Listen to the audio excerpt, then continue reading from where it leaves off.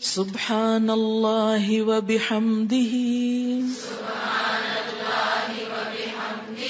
عدد خلقہ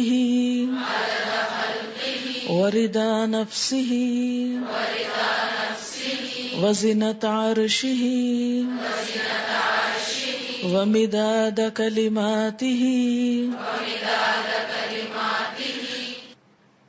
سبحان اللہ، پاک ہے اللہ، وبحمدہ، اور اس کی تعریف کے ساتھ، یعنی میں اس کی پاکی بیان کرتی ہوں. عدد خلقہ، اس کی مخلوق کی تعداد کے مطابق، کے برابر. عدد گنتی، تعداد. خلق بمعنی مخلوق، یعنی جتنی اس کی مخلوق ہے، اس کی جتنی تعداد ہے، جتنی اس کی کریشن ہے، ان سب کی تعداد کے برابر، گنتی کے برابر. وردا، اور رضامندی، نفس ہی، اس کی نفس کی، یعنی اس کے نفس کی یا اللہ تعالی کی ذات جس چیز پہ راضی ہے اور جتنی تعریف پہ راضی ہے اتنی تعریف کرتی ہوں. وزنۃ عرشہ، اور اس کے عرش کے وزن کے برابر، یعنی جس عرش پر اللہ تعالی متمکن ہے اس کا جتنا وزن ہے ہم تو اس کا احاطہ بھی نہیں کر سکتے، اس کے برابر.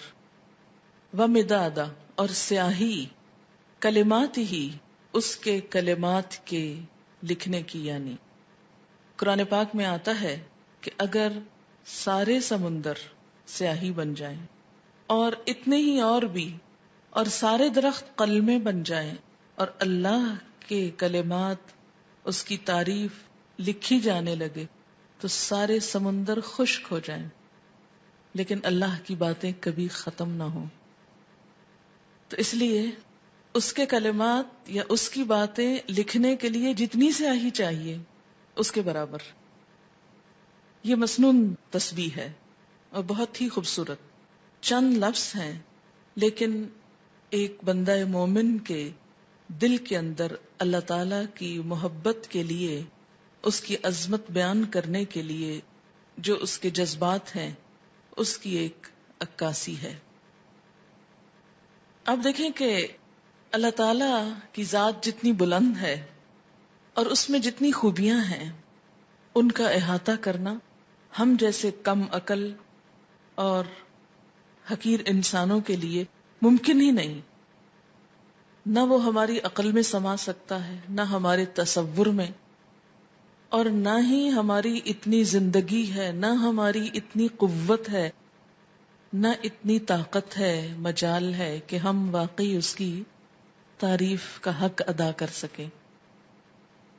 اس کی تسبیح کائنات کی ہر چیز بیان کر رہی ہے. وَإِن مِّن شَيْءٍ إِلَّا يُسَبِّحُ بِحَمْدِهِ، کوئی چیز ایسی نہیں جو اس کی تسبیح نہ کر رہی ہو. وَلَٰكِن لَّا تَفْقَهُونَ تَسْبِيحَهُمْ، لیکن تم ان کی تسبیح کو سمجھتے نہیں ہو. سَبَّحَ لِلَّهِ مَا فِي السَّمَاوَاتِ وَمَا فِي الْأَرْضِ، تسبیح کر رہی ہے اللہ کی ہر وہ چیز جو آسمانوں میں ہے، ہر وہ جو زمین میں ہے. جب ہر چیز اس کی تسبیح میں لگی ہوئی ہے تو میری زبان اس کی تسبیح سے خالی کیوں رہے؟ اگر میں نہیں کروں گی تو میری محرومی ہے. اللہ تعالیٰ کا تو کچھ بھی نقصان نہیں. بے شمار فرشتے صرف پیدا ہی اس لیے ہوئے ہیں کہ وہ اللہ کی تسبیح بیان کریں، اس کی تعریف بیان کریں. اس لیے تسبیح کرنا سراسر خود انسان کے اپنے فائدے کے لیے ہے. اس طرح انسان باقی کائنات کا ہم نوا ہو جاتا ہے. جس ذات سے جتنی محبت ہوتی ہے اس کے لیے الفاظ کا چناؤ اتنا ہی مشکل کام ہوتا ہے، اور اللہ کی تعریف کے لیے الفاظ کا چناؤ ہم عام انسانوں کے بس میں نہیں. اس لیے ہمیں لازمی طور پر سہارا لینا ہے نبی صلی اللہ علیہ وسلم کے الفاظ کا. تو آپ نے جو الفاظ سکھائے مسنون بھی ہیں اور بہت جامع بھی ہیں.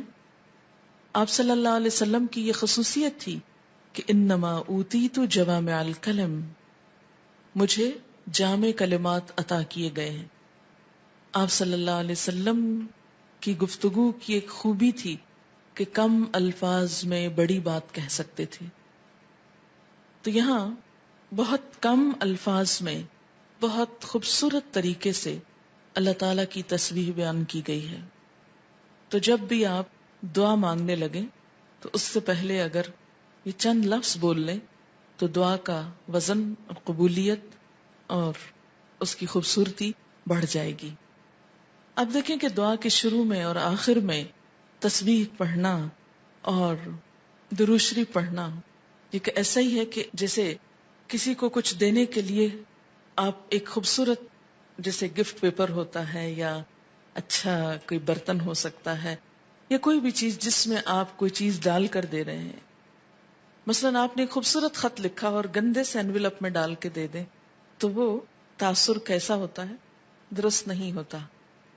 اسی طرح آپ اچھی سے اچھی بات کہنا چاہیں مگر الفاظ اچھے نہ ہوں تو اس کے اندر خوبی نہیں آئے گی اچھی سے اچھی بات میں. تو الفاظ کا اچھا چناؤ اور دعاؤں کے آگے پیچھے اللہ کی تسبیح یہ بہت ہی ضروری ہے اور بہت مفید ہے، اور اس سے بڑھ کر جامع الفاظ کم ہی ملیں گے آپ کو. اس لیے ان کو یاد بھی کر لیجئے اور عادت بھی بنا لیجئے. اب اس شعور کے ساتھ جو کچھ ہم نے اس کا معنی سمجھا ہے، مثلاً عدد خلقی ہی، تو آپ سوچئے ذرا کہ اس کی مخلوق کی گنتی. مثلاً کہا جاتا ہے کہ آسمانوں پر جتنے ستارے ہیں اگر ان کو فرضی نام دے دیے جائیں، مثلاً ABCD، تو ان ناموں سے پکارنے میں یا ان کی صرف گنتی کرنے میں 400 ملین سال چاہیے، کیونکہ انسان نمبر ایک تو احاطہ ہی نہیں کر سکتا. اور اگر صرف گننے لگے ان کو، صرف ستاروں کو، ابھی زمین کے ذرات کو نہیں، ریت کے ذرات کو نہیں، اگر آپ میں سے ہر ایک کو پورا کراچی شہر مثلاً سمندر کے کنارے پہنچ جائے اور ایک ایک گلاس ریت کا اٹھا کر اس کو دے دیا جائے ہر شخص کے کہ اس کے ذرات گنو، تو میرا خیال ہے کہ صرف وہ ذرے گننے میں اس کو کئی سال لگ جائیں، ایک عمر بیت جائے.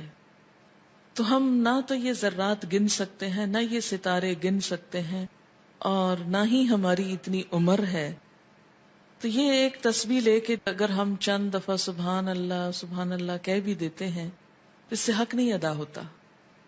سارا دن بھی بیٹھ کے تسبیح پڑھیں تو مت کبھی سوچیں کہ ہم بڑے عبادت گزار ہو گئے اور بہت کچھ کر لیں، کچھ نہیں کیا.